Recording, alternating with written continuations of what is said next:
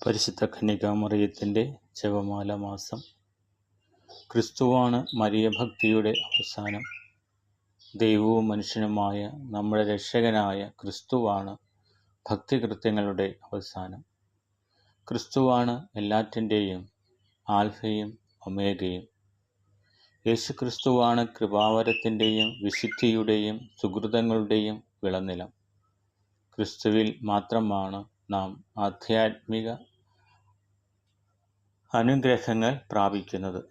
ക്രിസ്തുവിനോടുള്ള ഭക്തിയും വണക്കവും പൂർണ്ണമാകുന്നത് യഥാർത്ഥ മരിയഭക്തിയിലൂടെയാണ്. ക്രിസ്തുവിനെ അറിയുന്നതിനും സ്നേഹിക്കുന്നതിനും വിശ്വസിക്കുന്നതിനും നമ്മെ സഹായിക്കുന്നത് മരിയഭക്തിയാണ്. യേശുനാഥൻ എപ്പോഴും മറിയത്തോടു കൂടിയാണ്. മറിയം യേശുവിനോടു കൂടിയും.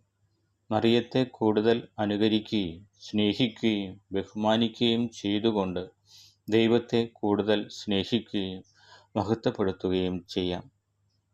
പരിശുദ്ധ കന്യകാമറിയമേ, ആനന്ദിച്ചാലും 1000 പ്രാവശ്യം ആനന്ദിച്ചാലും.